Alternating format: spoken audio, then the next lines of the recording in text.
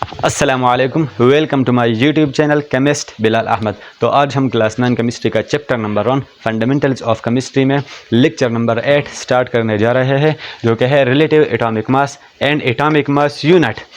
तो relative atomic mass को हम जानते हैं। रिलेटिव एटॉमिक मास हम किसी सिंगल एटम को, किसी एलिमेंट का जो सिंगल एटम है, उन सिंगल एटम का हम मास मालूम करते हैं कि सिंगल एटम का हमारे पास क्या मास है। तो चूँकि एटम हमारे पास बहुत स्मॉल पार्टिकल है, इतना स्मॉल है कि एग्ज़ाम्पल के तौर पर आपकी समझ के लिए मैं एग्ज़ाम्पल लेता हूँ। अगर ये मैंने एक डॉट लिया तो इस डॉट में मिलियंस ऑफ एटम हो सकते हैं। इस एक डॉट में, ये जो मार्कर से मेरे डॉट किया, इसमें मिलियंस ऑफ एटम्स हो सकते हैं। तो अगर एटम हमारे पास इतना छोटा है तो हम इसका मास ग्राम्स या किलोग्राम्स में नहीं ले सकते, क्योंकि यह बहुत छोटा है। इसलिए हम इसके लिए कोई यूनिक सा स्टैंडर्ड लेंगे कि उन स्टैंडर्ड से इसका कंपैरिजन करें। मतलब कि किसी भी एलिमेंट का कोई एटम हो और हम उस एटम का मास मालूम करते हैं, तो हम उसके लिए कोई ख़ास स्टैंडर्ड लेंगे कि उस ख़ास स्टैंडर्ड के साथ हम इसका कंपैरिजन करके किसी भी एटम का मास मालूम करें। जिस तरह के हमने कहा कि किसी भी एलिमेंट का जो एटम हो, हम उस एटम का मास मालूम करते हैं, तो उसके लिए एक स्टैंडर्ड होना चाहिए। तो उस स्टैंडर्ड के लिए हमने कार्बन 12 एटम, कार्बन के जो 3 आइसोटोप्स है, कार्बन 12, कार्बन 13 एंड कार्बन 14, तो उन 3 आइसोटोप्स में जो कार्बन 12 है, इन कार्बन 12 एटम का हम 12 पार्ट्स करेंगे। मतलब इनके 12 पीसीस करेंगे, इसके मास को 12 टाइम डिवाइड करेंगे और इसका जो एक यूनिट आएगा, उस एक यूनिट को हम एटॉमिक मास यूनिट कहते हैं।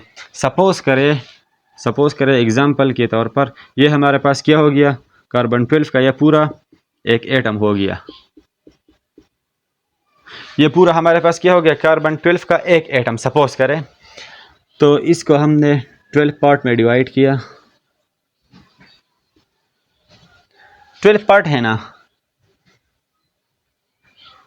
तो इन 12 पार्ट में हमने एक पार्ट को लिया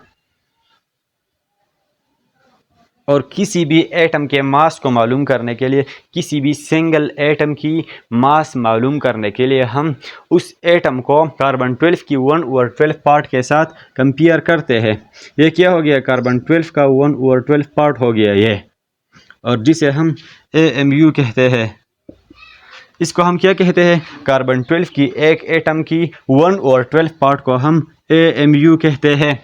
और इसी रिलेटिव एटॉमिक मास को हम AMU में रिप्रेजेंट करते हैं। रिलेटिव एटॉमिक मास को हम कौन से यूनिट में रिप्रेजेंट करते हैं, AMU में। और AMU हमारे पास क्या होता है, AMU is the 1/12 part of carbon 12 atom. ये 12 पार्ट हो गया ना, और इस 12 पार्ट में से हम एक पार्ट को उठा लें, एक यूनिट को उठा लें, तो यह हमारे पास 1 AMU हो गया। और ये पूरा कार्बन 12 एटम कितना AMU हो गया, ये 12 AMU हो गया, क्योंकि इसमें 12 पार्ट है। तो रिलेटिव एटॉमिक मास हमारे पास क्या होता है, रिलेटिव एटॉमिक मास, किसी सिंगल एटम का हम मास मालूम करते हैं। तो उस सिंगल एटम की मास मालूम करने के लिए हम कार्बन 12 एटम के 1/12 पार्ट को हम लेते हैं एज ए स्टैंडर्ड।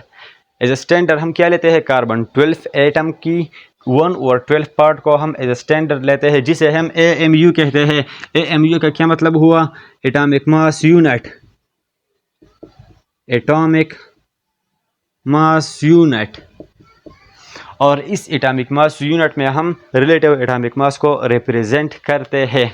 जिस तरह के एग्जांपल लेते हैं, हाइड्रोजन की हमारे पास रिलेटिव एटॉमिक मास क्या है, 1.0079, राउंड ऑफ करके हम 1.008 लिख सकते हैं, और इसको हम AMU में रिप्रेजेंट करेंगे।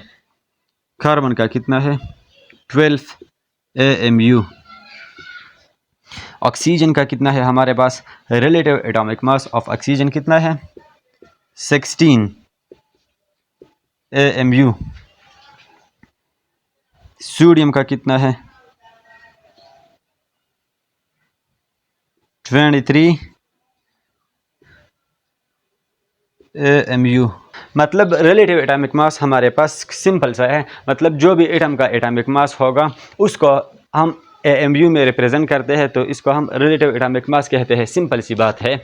मतलब ये AMU इसके लिए एक यूनिट है। जब भी हमने किसी एलिमेंट के एटम का एटॉमिक मास लिया तो हमने क्या कहा था कि हाइड्रोजन का एटॉमिक मास 1 है, हीलियम का 4 है, कार्बन का 12 है, ऑक्सीजन का 16 है, सोडियम का 23 है, क्लोरीन का 35.5 है। तो हमने इसके साथ यूनिट नहीं लगाई। तो ये हो गया हमारे पास relative atomic mass and atomic mass unit. और कुछ एलिमेंट के हमने एग्जांपल लिए। तो रिलेटिव एटॉमिक मास हमारे पास सिंपल टॉपिक है, मतलब जिस भी एलिमेंट का हम एटॉमिक मास लेते हैं तो उस एटॉमिक मास को हम जब AMU में रिप्रेजेंट करें, किसी एलिमेंट के एटॉमिक मास को हम जब AMU में रिप्रेजेंट करें तो ये हमारे पास रिलेटिव एटॉमिक मास बन जाएगा। ठीक हो गया।